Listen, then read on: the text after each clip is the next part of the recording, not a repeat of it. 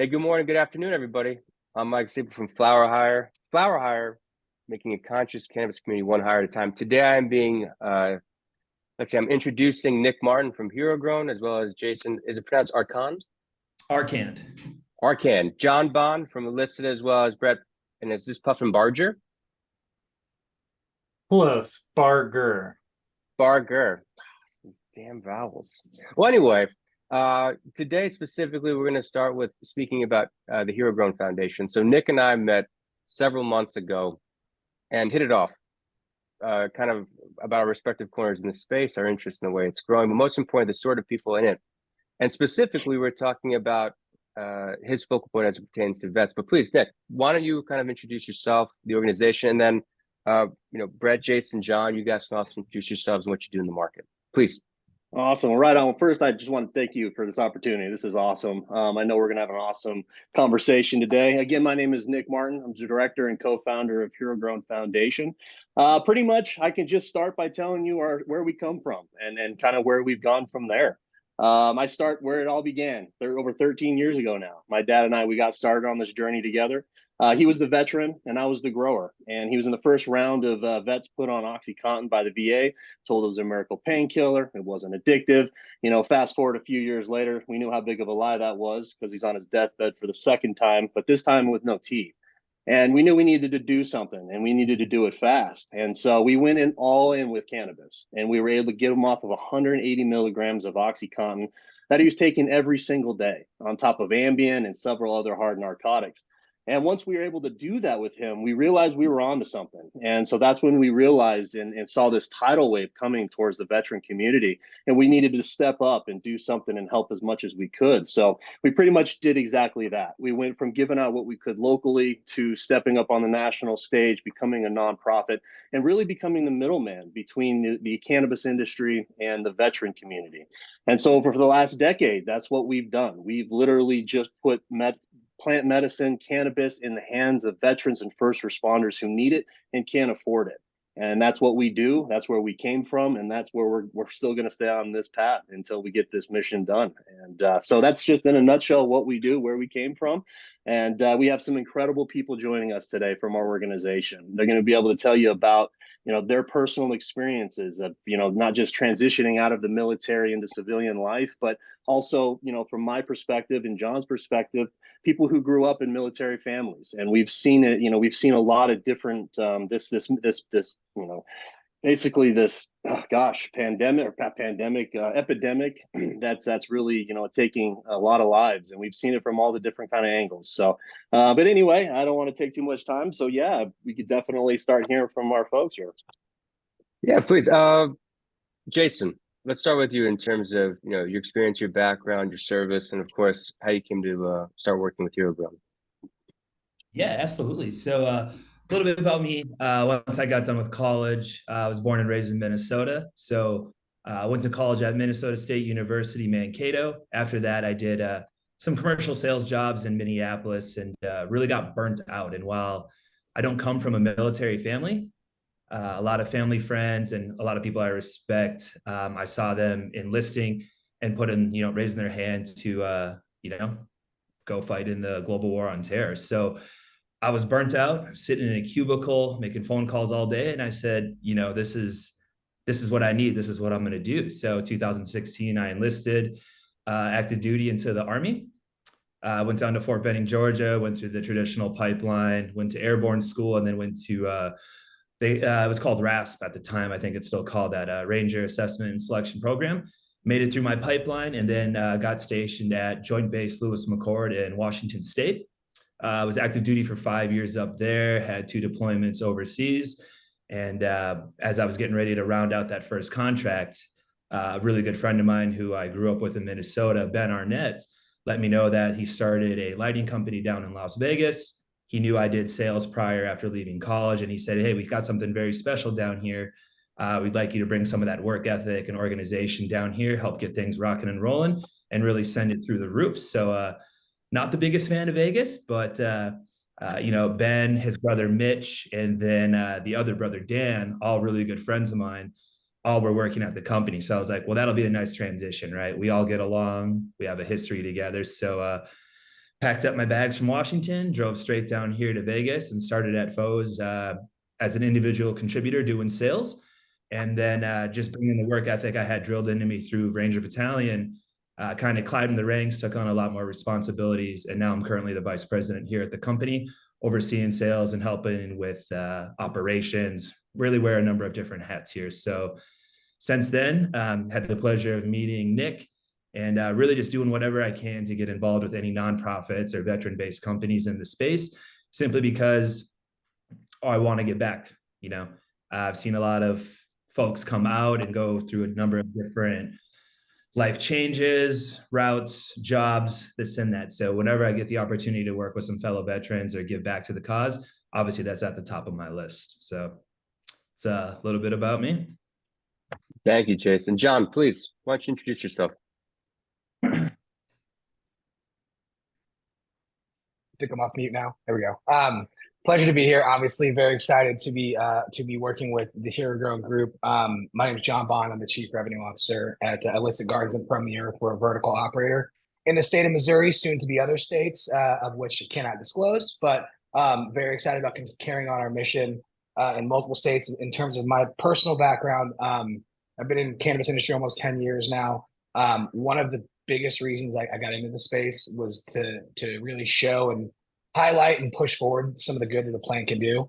For me personally, in terms of my family and friends, I'm from Kansas City. I grew up in the Midwest in the heartland, a place that's proud in country, proud in service. And my parents growing up had both grandparents, crazy enough, were discharged from the same barracks like 20 years before they had my parents from World War II.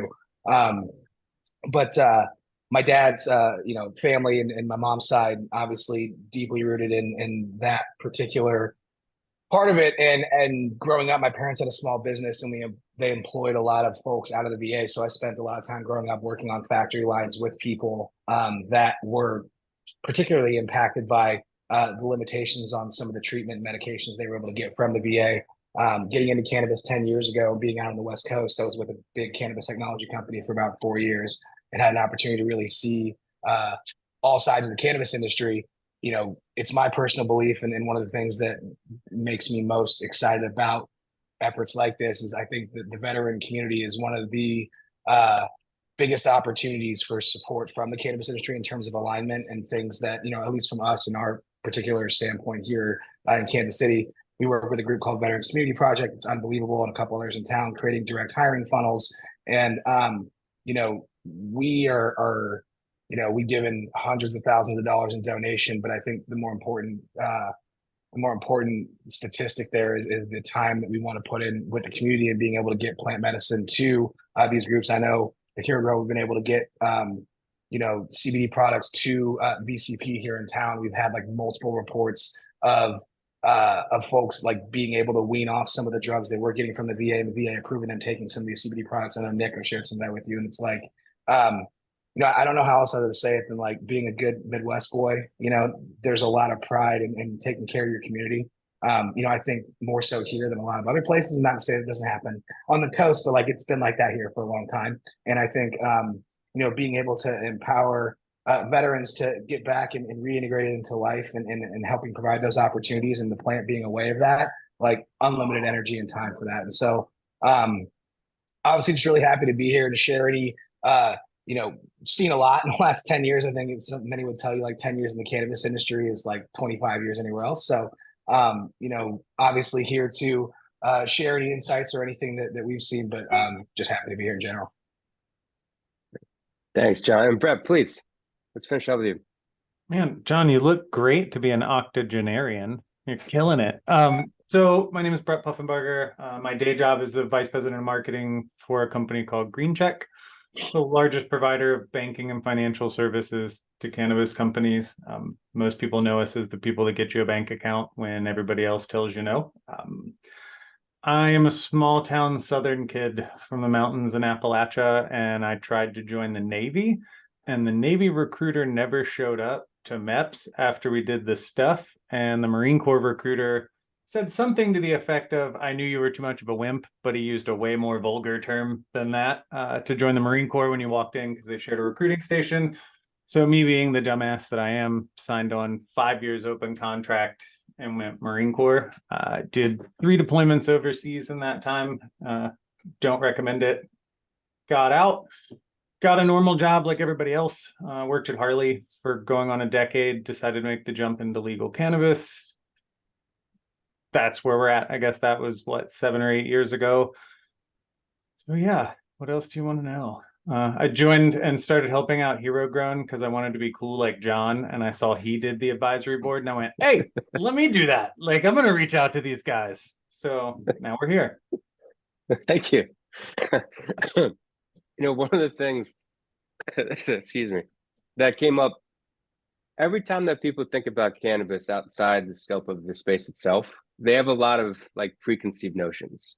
More often than not, it's people in it are young and impressionable and raw and green, and their dedication is predicated off, getting high, like for most simplistic terms. Like people are they find reason in it because it's a real thing for them versus the reality, which is, cannabis, as it gets more pervasive, starts looking like everything we already know. It starts becoming, and each of you just spoke to a different subset, not of just kind of business inside cannabis, but different areas, different arenas where 5 years ago there was barely kind of like they weren't there. Now they are. So that being the case, in terms of looking at the kind of the themes that are synonymous, not with cannabis necessarily right now, but with veterans in terms of pride and loyalty and service and community, what are some of the ways in which you think that right now actively cannabis companies in this space can go out and seek people who, adhere and have those personal values? Nick, how do you think is the best way for some of these companies to get involved with you, but most importantly, get exposure to the idea of veterans and having them inside their business? Yeah, absolutely. Well, the first thing that comes to mind is our new program, Transition to Cannabis, where we've actually partnered with FlowerHire, or I'm sorry, Green Flower, and they become our educational partner. And so we built a whole program just on that premise that there needs to be a lot of help in the cannabis industry, and we know the quality of people that come from the veteran community and what they can really bring to these companies. We know for a fact that they improve not just the companies but the industry. So that right there, that's a great way for companies to be able to get involved with us. But gosh, there's several other ones. But I think one of our veterans here could certainly speak to that from more of a personal level, to see like Brett, like when you first got out, when you were looking for something possibly different. Jason, same with you. Jason, when you got out, when you said you were doing sales, I mean, was there anything that you could have been involved with more, or had a company reach out to you differently or anything like that? Yeah, that is one thing that not necessarily the VA, but a lot of the other programs that are out there do cater to. It's just upon yourself as an individual. You're not going to get any coaching or help on how to find these resources. You might get like the generic packet that you get upon your discharge, but there's a lot of really solid companies and programs and foundations out there that will help you make that transition. It's just up to you as an individual to take initiative and pursue that. So I wish I would have utilized some of those a little bit more. Obviously I love where I'm at, but there's so many veterans that are at a number of different companies all across the United States and international at all different levels, all different industries. So tapping some of these resources and then maybe taking some time to do a little research or due diligence, if you will, to figure out, all right, I got all these skills based on my MOS. I've got all this experience with like leadership, with XYZ. I have a top security clearance. I know a language. I've been overseas. A lot of like my fellow brothers who got out don't look at that stuff. They're just like, shit, man, I got to go find a fucking job. Like the gravy train's done. I'm not getting everything paid for. I got to find health insurance, but they just don't look at all the skills. They don't have the like, that I would say like the second or third set of eyes to point that out and let them know like, hey man, you're way more qualified than you think. Like, a top security clearance for some of the folks who might have held those, it's like, you don't just get those. It's an extensive process, and to renew it, it costs, thousands and thousands of taxpayer dollars to keep that thing. So walking in from active duty into the civilian sector with a TS clearance, that lands you like a 6-figure job at a number of places, like right out the gate. But people don't know that because they either don't have the guidance or they're just in such a rush. Like, bills, man, like you get overwhelmed, especially if you didn't have any I was fortunate enough to like have a college degree going into the Army, and I enlisted. So I kind of knew what was waiting for me when I got out, such as bills. A lot of folks come from 18 years old right into the fight, and then they get out and they're like, what do I do? No one's paying my bills. Like, I can't just go down the road and get free food. They just get a bunch of shit dumped on them. And, it's not easy to pull these strings and figure out who to speak to get things done. And the military doesn't do us any favors, right? Like, they tell us there's like SEPs and TAPs and there's a class, and like it's stuff from 10 years earlier, right? Like, I did mine, when did I get out? 2011, and they were still teaching just print your resume out and walk into stores and hand it to them and you'll get a job. Like, get out of here. And on the other part of that, we do, to what Jason was saying, we do a terrible job of translating our skills. So like, and that goes two ways, right? We see it as intuitive because it's a language we speak, it's a culture we come from, but civilian jobs don't see that. They just see veteran done, right? They either make the I love veterans, hire them today judgment, or the we don't like them, like, no. So like, when it comes to cannabis, I have long said something we struggle with when we get out as veterans is finding a purpose again, because the military isn't a job, right? It's a lifestyle. Like, all of your friends are in the military, everybody you see every day, wake up, go to bed. It's the same thing. I am a pretty ardent believer that cannabis provides that piece of the mission for a lot of us that we lost when we get out of the military, right? Like, when I worked at Harley, I dug it. Like, I'm all about like, let's do it. It's not the same as this, where like, I feel a personal vested interest in a community that I identify with, and I want to participate. I want to go above and beyond. And I think when it comes specifically to hiring veterans, there is this interesting dynamic where a lot of us were in charge of a lot of stuff at a very young age, right? At like 21, 22 years old, I was signing orders for 6, 8, 10, $15 million in equipment and 90 people's lives to run a convoy across Iraq, right? And then you get out in the civilian world and they're like, well, you don't have any transferable skills, so you can't manage people, right? You can't do any of these things. And for a lot of us, those intangible soft skills are more valuable than most people realize, because you can learn the specialization, right? Like, you can go back to school and like become a marketer, but you're not going to like it as a veteran very much being a low-level guy, right? You're going to want to strive to that thing. So a lot of us end up either burning out and failing miserably, or rising through the ranks very quickly to be a director or a vice president, or running a company. And there is no in between, right? Like, you're either or, and it's a combination of factors, right? Like, there's differences in the way we communicate. And this is a big one for me that I wish people understood when it came to hiring and interacting and working with us. And then I'll shut up. This is a scenario I've used a few times. In the military, if I went to my boss and I said, boss, I have a problem, here are the 3 things you can do to solve it, that guy's going to smack me in the face and tell me I'm disrespectful and to come to him with a problem, and he will give me the solution that I deserve. In the civilian world, if I do that, what is expected in the military, I'm just bitching, right? What the civilian world sees as healthy communication, we see as unhealthy, and vice versa. And that becomes a very big sticking point for job security for us. So like, even if you are on the group where you can succeed, we end up getting fired or quitting rather rapidly because of something as simple as that. And I will be done in a minute. My biggest pet peeve in the world is when people talk about how far you've transitioned back to civilian life.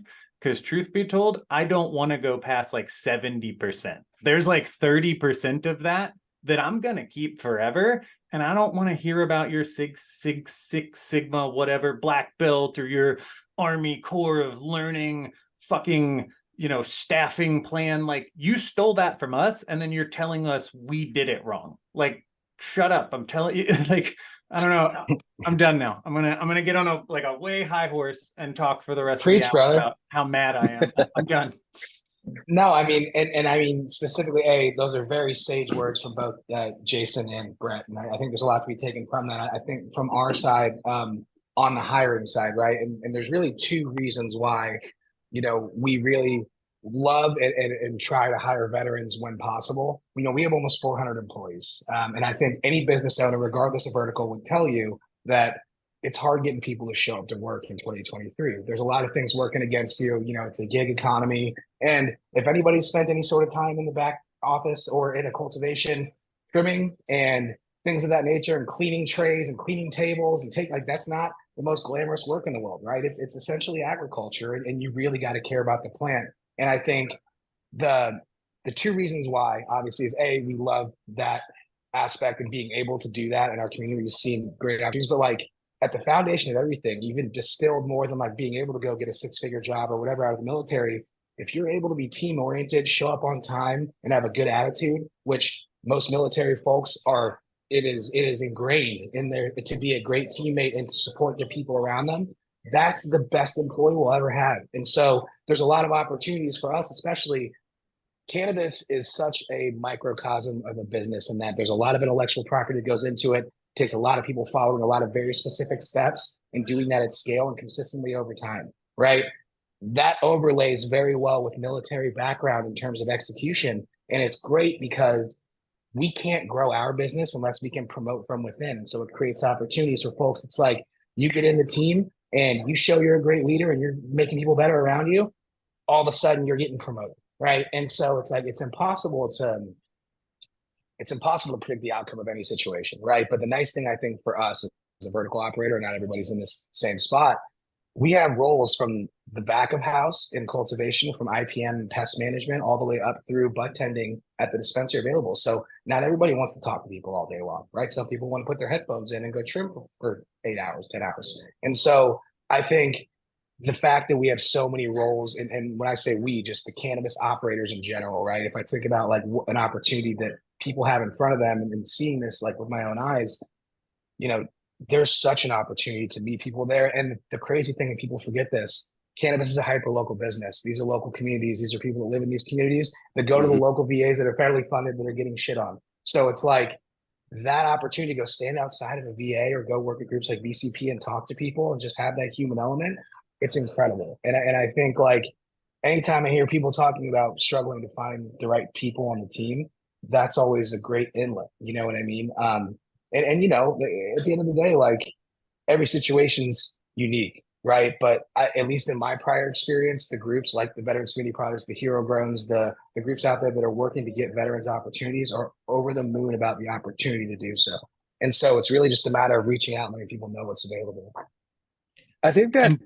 Wait, I got to Sorry, put this in please. there because this is very important. Don't forget that the average veteran costs you as a company 30 to 50% less than the salary you're paying them, because even cannabis companies are able to use the federal funding to hire veterans, meaning you get a 30 to 50% tax break from us at the end of the year. So you can hire 2 veterans, quote unquote, for the price of one, quote unquote, normal person.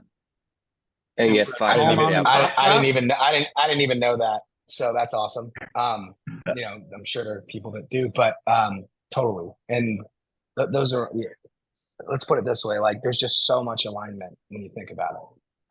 And you look at the X's and O's. And I think that's the interesting thing. I think the reason why HeroGrown and the reason why my conversations with Nick were so impactful was because I think civilian expectations and folks, civilians themselves, I think they misinterpret what veterans actually bring. And then from what you said also at the same time, what creates another misalignment, and not talking about cannabis, just generally about the idea and the notion of perpetuating transitions into work and civilian life from military. It's also the fact that the vets themselves sometimes have a hard time recognizing their own skills and their own implications of what they've done and their responsibilities. And I think that's the interesting thing about any organization that wants to help vets in any sense, which is translating that. And for people inside the space in the industry, whatever it might be, private or public, to understand and respect that on its own merit. But the other thing I'm kind of curious about too, and it's interesting because I think there might be a variety of answer here too. is when we're talking about what the cannabis space is, right? And the roles that you could inhabit, the responsibilities that you could have, the opportunities that exist, they're not really necessarily pervasive. For a lot of folks that are coming maybe out of military right now in real time, how would you describe the opportunity and the challenge that is the cannabis space? Because I think a lot of times people misinterpret that on its own merit. Brett, I want to start with you because I want to hear you cuss. Oh, it'll happen. I get a little fired up.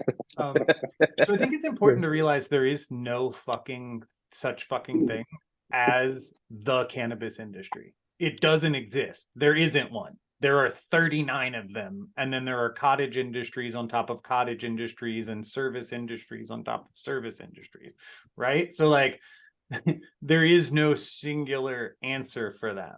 But with that, as a veteran transitioning out, or really anybody looking to get into cannabis, if it exists in any other vertical, it probably exists to some degree in weed. Like, I'm pretty sure I could argue that I have the most unique job in the world, right? Like, I do marketing to weed companies for banks.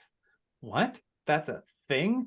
Like, I have peers, right? There is more than one of me. So, like, anything you want to do. And like start backwards, right? Like start with what are you good at naturally, right? Are you like a talkie type Pokemon or a put your headphones in and leave me alone type? Are you a details person? Are you intuitive? Are you logical? Do you like feeling your way through things? Like, do you like to travel? Do you not like to travel? Are you comfortable with remote? Are you not? Like, it's all here, right? Like there is literally make up a job and throw a dart at the board of all things cannabis and cannabis adjacent, and it probably exists. It's being able to talk your way into that. And my big thing would be, and I don't know how to say it without being kind of a jerk, but like realize what you don't know before you get here. Because I came from like Harley and I jumped into the cannabis industry and went, wow, we can figure this out. And it was me and a guy from Disney literally calling the competition going, what did you guys put for section 8 on that city thing? Because we all use the same application writer to get our licenses and we can't figure it out. Like, it's not all that complicated, but it can be, right? It can be sophisticated and complicated, or it can be very rudimentary.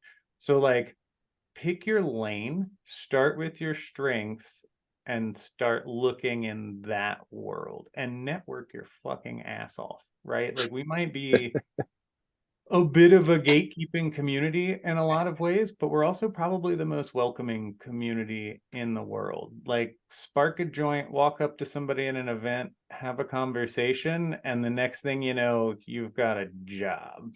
Like, and I was going to say the only caveat I would add to that is do all of that with people that you respect how they operate and seem like they align with what things that you care about.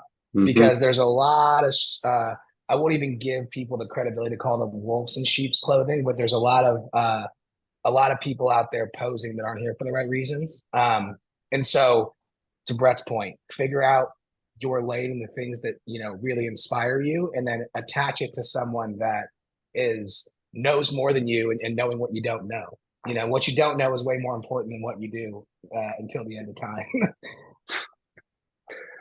Jason, what do you think? Your thoughts?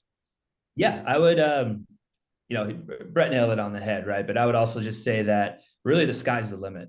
Like transitioning from the military, going into the civilian world, that's like your opportunity to kind of wash the past away if you want to and pursue something new, or stick with some of those habits that are positive that you were beaten into you in the military world and bring those and put them to work. So, you can go either way. But one thing I would support is just, again, focusing on what you're good at, right? And also the biggest thing I would say is just having and always maintaining a student mentality. Like, you don't know shit going into the Army. You may think you know because you play fucking Call of Duty or you've watched war movies or what have you, but you don't know what it's like until you're there and you're not getting fed and you're not sleeping and you're asked to do shit that you would never even dream about. And not only do you build those relationships along the way, which some of the guys alluded to, but you learn how to make very important decisions on the drop of a dime under high stress. So if you did good at that, sky literally, like whatever you want to do, like you could be in purchasing, you could be in management, you could try to get an executive role. You need to understand what you're good at and then put yourself in a position to capitalize on that opportunity and that knowledge that was, for better or for worse, beaten into you while you're in the service. So yeah, I think it's a lot of self-reflecting before you jump into something. But the cannabis industry, like the guy said, there's a million different things to do, a million different ways to do them. But again, finding the right people to work with, the people who aren't snakes, doing the right thing with the right people all the time, not just when it's easy or profitable. That's really what's going to put you in the most advantageous spot to succeed, not in the short term, but, build your brand, build your name, build your reputation in the industry. And as we all know, as that happens, doors open that were never even visible or closed for you. So. And then the baseline of everything, just maintaining the idea that, to quote the 1994 classic Swiggers, "You're so money, baby, you don't even know it." Right? Thinking about that, your skill sets are just the skill sets that have been, to Jason and Brett's point, like ground in, right? Those make you more equipped than 80% of the candidates that are showing up to that job interview. Almost certainly. Sorry, Adaptability over anything else. I don't know a single veteran who can't make up a plan on the fly 5 minutes after something happened, because we didn't have a choice when we were in. Welcome to weed, baby. It's actually slower than the military in a lot of ways, believe it or not. Yeah, that's true. And it's like just the ability to make the plan. Like, it doesn't have to be the sexiest. It might not be the best. It might not make sense, but you need someone there to say, all right, everybody circle up. This is what we're going to do. This is how we're going to do it. And we're going to do it now. And then that's usually half the battle, is just putting the action into place versus sitting there scratching your heads like, oh, well, is that the best way? Or can we do it this way? It's like, fuck no, we just have to do something now. Nick, any thoughts? Closing thoughts? I think you're muted, but you seem pumped. Oh, there we go. Yeah, look at that, buddy. I was just gonna say, I have an awesome team here. These guys are awesome. They literally just said anything I could have ever said or wanted to say. I can just basically talk a little bit again about what we try to do, because that was the transition to cannabis. That program was born out of the idea that when veterans come home and take that uniform off, there's just so many opportunities for them to, again, get into this industry and help it, because we know it needs a lot of help. Like John, you were saying, I don't know how many times I talk to people who are producers and manufacturers, and they're just like, we just need people who to show up on time. And it's just like that simple thing right there is something I know that we can help other companies with through our program. So, but yeah, no, this is all amazing stuff. It's great talk. So I've been around since 2010, and I think if you remember correctly, you have over 5,000 members domestically now. Yeah. Over the last decade, we've helped tens of thousands. Actively, we are well in the 5,000 to 10,000 range. But we're growing. Unfortunately, we grow because the mission of what we started to do is only getting bigger and worse. Ever since COVID, it definitely threw a wrench in what we do. But we were able to kind of find the silver lining, and that's when we found CBD, and we're able to now ship it through the mail. And that's really helped us expand not just our membership base, but how many people we ultimately can have an impact on and helping their lives. So, that's pretty much it on that. I was curious. So one of the things that I get to deal with all the time is usually, a young founding team. More often than not, it's a younger person's game in many instances, but sometimes there's an experienced group. But either way, people new maybe to the prospect of being an entrepreneur, building a business for the first time. That's much more typical. One thing that's always a question is specific to, how do I cross like the generational gap? Like, what do workers coming up in the world expect? How do I meet them? How do I incentivize them? What do they actually want from a working experience? And it's interesting because there's a lot of responses to that. The thing that's interesting to me, that's like an asterisk above that, is how do I take someone so young in life yet so experienced in it, being a veteran, right? 23 to 27-year-old who has done any one of these things that you just mentioned. If I'm about to hire someone with that skill set and mindset and capability and potential, what should I be cognizant of that might be surprising, that might be interesting, problematic, different than a typical applicant? And that's a loaded question, I know. Anybody want to take a first stab at that one? Please. Oh, I gosh. mean- I mean, yes. Yeah, go ahead. Well, I was going to say, I think in any situation, right, you've got to take the good with the bad, right, and understand that everyone's coming and working from a different place of getting. And again, people they could have been out of the military for several years now, and they've held several jobs up to them. This could be their first gig out, right? So meeting people where they're at and their readiness to join the workforce, I think is important. I also think, at least from what we've seen, and this is like me personally, and I know everyone feels the same way, is giving people a team worth playing for. Right. You got to be proud of what you do. You've got to be like, I'm so like, and part of it's me being a Kansas City kid, but like to be driving around town with my Illicit hat on and stickers on the back of my car, hoping I don't get pulled over, right, is the most proud I could possibly be. Right. And that's like such a cool thing, because I know like we're proud of the work and the people that support that work that come out of our facility. That's a really unique thing that's in cannabis defines success and failure, especially when you're talking about plant touching and creating quality products consistently month over month. Yeah, I would say one big thing, like on the good and also cautious side, is like you're going to need to present like a purpose, like a mission statement for the company. You're going to need to give them something to sink their teeth into, get behind, and completely buy into, which if you're an awesome company full with great people, have a great product, service, etc., it shouldn't be hard to do. But you need to expect that these guys are used to working in like a team or a squad, and their only mission, if you will, is to accomplish whatever goal is lying in front of them. So if you can paint that picture and help set the table for them, so when they do get accepted or when they do start their job, they know who's who, they know who's responsible for what. They're going to wonder why people aren't holding themselves accountable. It's probably another big thing. If everybody's not on the same page, they're going to start pointing fingers out, like, and that's, you run into that everywhere. Like, hey, well, I'm not pointing fingers, but he didn't do his fucking job. Therefore, I'm waiting for him to do my job. And that stirs up the politics, which a lot of folks veterans, I should say, don't fucking deal well with in corporate settings, whether you're small, public, private, it does not matter.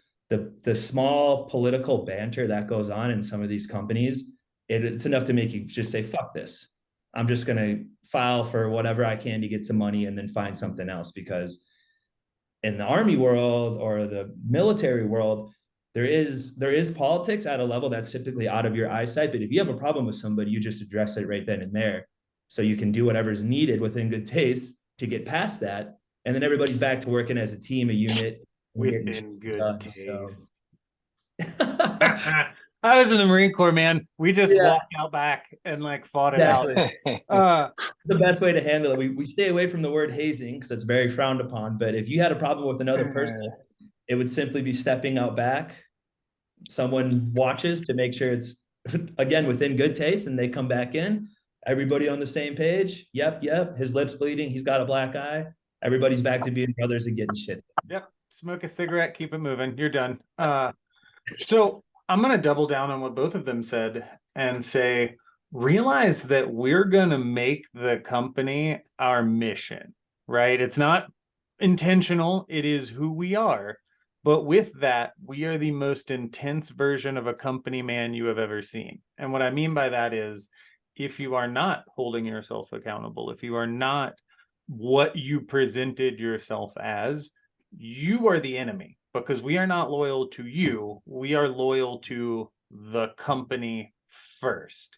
So like, we can either be the most autonomous, specific, and need little hand-holding employee you have, or we can become your worst nightmare. Like, we are a double-edged sword in that way. If you are shady, we're going to figure it out, and it's going to be way worse for you if you told us that, if you misled us to begin with, right? Because I don't know how to say it any other way, like the needs of the Marine Corps above anything else, period. Mm-hmm. Like, at least that's what it was for us. I assume the Army and the Navy and all the rest are the same way. Like, we're going to treat everything like that, everything for all of time, and all of the good and bad that comes with that. I think all the points you just spoke to speak to a reality that is so rare in business, let alone in a space like ours. The idea of mission, vision, values, holding not just yourself to it, but people around you to that, to be a standard bearer and not just to do the bare minimum. I think that's lacking categorically in most people's work lives. And I think it would be, I think that what it does is I think it puts a mission, vision, values, and the people in it to the test. You know, hiring someone with this kind of expertise or experience or mindset, it's the thing that can evolve you as a business if everyone is bought in, if it's receptive, if it's truthful. And that's saying a lot. I think a lot of companies start that way, absolutely, and cannabis inclusive, and they maybe lose their way or they lose the good people along the way because it's hyper competitive. It's probably hardest. It's one of the hardest markets probably in the history of capitalism. Working in cannabis right now in America, it is very challenging. But I think the idea here is inherent in the fact that if those things sound appealing to you, have a conversation with a veteran, but meet the expectation of what they want versus what you think they should give you. And I think that's the sort of thing that puts a lot of managers, quote unquote, on notice. So all that being said, in terms of for the last 15 minutes, it's really kind of what are some of the resources that you found in terms of reaching out to HeroGrown? How can folks find you, reach out to you? In terms of the sorts of companies out there that you folks know that are vet organization centric or specifically hire vets with intended purpose, some of the resources that people can find other than what we talked about a little bit. Yeah, absolutely. Yeah, I mean, Best way. Oh, sorry. Go ahead, Jay. Jay, go ahead. I was just going to say, just from what I did is simply sit down on the computer and start hammering away. Like if you're looking for help with like filing like your VA claims, or you're, you know, looking just to get with a group of veterans in the area to go hiking, to shoot guns, to do all that stuff you used to do on the regular that was your outlet and is now gone. There is groups everywhere all across the US who do that shit. Fortunately, I'm in Vegas and there's a huge veteran community down here. There's there's like 30 different groups I've been poking around with. Like there's guys who go do CrossFit, there's guys who go whitewater rafting, and it's like they don't ask for anything other than a good attitude, you to share your stories. And it's like, you know, like $10 to go do these badass week-long events, and you just get to get out with some veterans and fucking kick it, shoot the shit, swap stories, kind of be back with like your brotherhood, your quad, your type of people. And that's a lot of the times the outlet like a lot of veterans need. You just miss that longing of just being with the guy, going doing hard shit. So I would just get on Google, start looking for resources groups, or I wouldn't steer you to go to the VA and look for information because you're going to wait there all day. They're going to kick you out. You're going to come back. It's just never going to be productive because that's the VA. But definitely, yeah, just jump on Google, start looking for shit that you're trying to satisfy or people that you want to get involved with.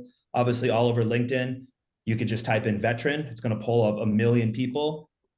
Any of those individuals in your area, if you're looking for work, there's 1 million veterans in 1 million different sectors, public and private. So I would just get online, use your resources, use folks like Nick, you, myself, anybody here on the panel today. Obviously, we're all more than happy to plug veterans into positions, opportunities, introductions as needed. Right on. Any thoughts from the rest? Well, I was just going to say, the easiest way, obviously, to contact us and to learn more about us and what we do is just at HeroGrown.org. And, over the last decade, we have built a really solid coalition of other veteran organizations like Jason, you were talking about, that do so many other incredible things. So when you connect with us, you will also be connecting with a network of other groups around the country.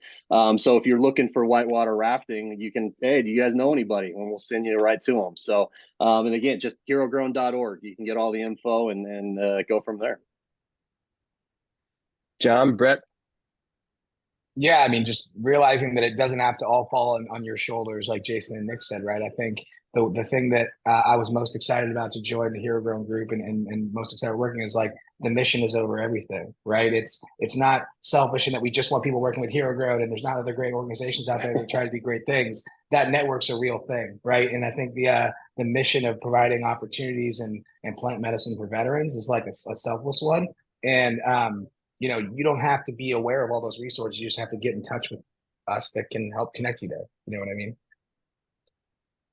There are so many interesting veterans organizations, even within cannabis, that do various things. And there is no such thing as competition when it comes to help, right? Like nobody owns being helpful, particularly to the veteran community. Like I can think of, I used to work for a veterans charity down in Florida. We've rented tanks and smoked joints for a day. Like we took over Tank of America or whatever it is, and we're just like smoking blunts on the back of tanks and like jumping. Like those are things you could do. We rented out a basketball stadium one time and like watched a 3-on-3 things in the VIP. Like there are cool things to do. There are camping trips and what is it? Veterans walk and talk, where all they do is like trip balls on mushrooms and smoke some weed and walk around in the woods for a little bit, or like there are so many cool things that you can do to benefit from the collective community, and then choose if you're in a place to help the collective community, right? Like it's as silly as it sounds to say it, the military is built on a bit of a socialist ideology, right? At least within it. I'm not talking about the greater mission of the military. I'm talking about like this communal, everything is the property of everybody. We all work together. You contribute as best you can. Like it's a very agrarian society, despite being a very aggressive society, right? It's an agrarian society around combat, but like that exists out here in the regular world all over the country, with smaller organizations, various organizations. They work together often. Like you can find a sense of community, and for the love of God, get your VA benefits in order. Look at the presumed service connection list and apply for all of it. Every one of them, every single one of them. I don't care if it's a runny nose, that's 10%. Apply for it. I mean, this is pure gold. I mean, we're going to use all of this. This is awesome. Sometimes people it's like they stole something. They just start losing it. So with that, well, make sure it's on record that even though I'm not a veteran, I want to be invited to the next time there's tanks and joints happening. That's going to be, it's all going to be used. Right okay. That's going to be the I mean, isn't there like a machine gun place with tanks and stuff right outside of Vegas? Like, I was going to say, sure. I mean, BizCon's coming. Texas too. Like, I'm here for that. Like, hey, you, Jason, you're in Vegas. Find it for us and book it, and we'll all do it, and we'll just like smoke blunts in an armored personnel carrier. I mean, we could, if that does exist out in Vegas, we're already there. That sounds like a good use of time. Just saying. Yeah. Sounds fun. But anyway, Jason, John, Brett, Nick, thank you for the time. This has been instructive. It's been illustrative. And most importantly, I think for folks that are tuning in, that are business owners, that are asking themselves specifically what are the implications of having veterans on staff, and for veterans out in the United States that can find opportunities, and most importantly, see that there's a community within a community within a community, and there's prospects here in cannabis. I think this should make people, I think this is very encouraging. I think that's important. For the last 5 minutes, do you want to just, I can pull up the deck and you can just kind of do like, just kind of like a side-by-side conversation. That way, when someone clicks on it, it's just right there. But for the rest of you guys, that was like a perfect recording. Like that's a #1 hit right there. That was good. I really appreciate it though. It's this is really important that people hear. And I think the way that it was spoke about today was the way that exactly how people should hear it, right? It wasn't over sanitized at all. I really appreciate it. Yeah, of course. Thanks for giving us the opportunity to kind of shed light on some of this stuff. And in terms of how, once it's all chopped up and edited or whatever, in terms of how you push that out, if you wanted to include a bit in there, encouraging people to reach out, I'd be more than happy to chat with anybody who's looking to find a space in the industry, or just kind of see, use me like as a non-biased person who's in here now, like doing things as to like, what's it all about? How is this company? How is that? Like whatever I can do to help further this process and help out. Feel free to throw my information out there as needed. And I'd be more than happy to, give back, do whatever I can. Yeah. Just fair warning. It's a good problem to have, but when we've done that before, you will get hundreds of people, which is great. I just, getting fucking hit up all the time. It's a good problem to have. But yeah, of course. And again, here's a great thing. As much as you want to be not just involved, obviously, with HeroGrown, that's as much as you want to be, but in terms of the way that we push it out and the way that your information gets out, highlighting your business, what you do, et cetera, all of that's inclusive. So the idea is to be as collaborative as possible, so it gets in front of as many people as possible for all the right reasons. All right. Right But I on. appreciate it, guys. Thank you. Nick, can you spend 5? That's Yeah, cool. 100%. Yeah. All right, John, Absolutely. man, thank you. Yeah, Brett, thanks, guys. big ups. Jason, thank you again. This was great. Yeah, fellas. Take care. Right Later. on. Thanks, guys. Later.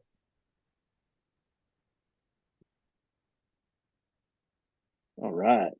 All That was right. awesome. That was awesome. Man, was I was good. just That's- sitting back. I was like, man, that's exactly what I was hoping for. Like the personal perspective. I mean, I think they gave some great info there. Yeah, I mean, I think the most important thing is that people are speaking about being people in the space. Those people happen to be Yeah. veterans. 2 of you happen to have been in military families, which is just as pervasive and important. And I think people, again, I think when people hear this and listen to it, I think it breaks through the fourth wall because I think Yeah. it's tangible. And a lot of people are grappling with this decision about, being a vet and how do I amplify who I am, in the United States with groups of people who don't understand what I committed to and what I know, what I've done. All of that is to say, like, I think the great thing is it's such a good perspective from varied Yeah. people, different branches of the military, different sorts of Yeah. businesses, different ambitions, aspirations, and very different styles of communicating it. Like, totally. Yeah. really, really great. So yeah, I mean, Yeah. for this, it's just kind of enunciating in a handful of minutes. So we'll just use this. Ready? Yeah. Perfect. Sounds great. Go ahead, kick it. All right. It just basically just want me to kind of go down and Speak. do your thing. All right. brag all day long. Right on, right on. Well, I guess I've already talked about where we kind of came from and everything. I can get a little more personable about my dad and, really the connection that we both had and how we came together with the plant it's kind of crazy because, we literally, I was an athlete my whole life. I never drank until I was 21. So I obviously never touched anything drug wise when I was, younger. And my dad was a federal, state and local law enforcement. So it's like, how did we end up here? And it's truly, I think it speaks a lot to, really just this thing that is like a lot of the guys were talking about, something that's bigger than themselves. And that's really where I think a lot of the veterans that's what they find in the cannabis industry. And so that's what we've kind of tried to build with HeroGrown. It's an organization where people can come and try to connect again and have that sense of being part of something bigger than themselves, and that's certainly what this what I still call a movement, and that's what cannabis is. So basically right now we're just going down the list of everybody that helps us throughout our organization, and we have some incredible people who have been with us for many years, and we're always meeting new people. So you're looking at some awesome folks right here who like during this call and webinar, they basically can give us a lot of different perspectives, and that's really what we try to do, is bring as many of those different individuals as we can, because this is a fight that in a mission that is going to take an entire community. It's not just HeroGrown, and it's everybody who wants to help veterans can. And so we've tried to build this organization so that it's, and one thing actually I was going to mention there, is that we're actually in the process of developing a mentorship type program for people like Jason and Brett who can literally be connected to people who want to have more guidance in the cannabis space, and it's going to be a part of our transition to cannabis program, which we're looking at right now. But that's also, we have several other awesome programs, and because one of our most deep passion that we have is knowing that we can always do more. It's we can provide the free medicine and help as much as we can there, but there's more issues that come along when they come home and take that uniform off. And so everything, like I've been mentioning, everything we do and all these programs we're developing and have developed they're all based on one single thing, and that is connecting our veterans to something that they feel like they truly belong in and have passion for, because that only is going to grow, pun intended. And they're going to tell their buddies about the cannabis and how it's helped them. And it's not just cannabis. We started with cannabis, and obviously we do a lot with CBD, but we're plant medicine. We're a plant medicine organization. So moving forward, we're going to be doing a lot of work in the functional mushroom space, including developing our own blends and bringing those to market, because we know these incredible products are just helping so many different people. So, and you're seeing some of the folks right now on the screen here, some of the HeroGrown members who, have benefited from things that we've been able to provide them. And that truly comes from the incredible people in the industry. And there are so many, and I could literally probably talk all day about it, but at least a couple of days. Nick, that was great. Okay. That was great. Last thing right here is final word, right? Like this will probably be like the du jour soundbite, like how do people can reach out to you? So go for it. Okay. Best way to reach us is always through HeroGrown.org. It's a place that, again, we're trying to build this into a community for folks that can come and get the information that they're looking for and the resources they're looking for. And we also have a back into our website where it's a member portal where they're able to connect with each other and learn just as much from each other as they do from us and the people that we work with.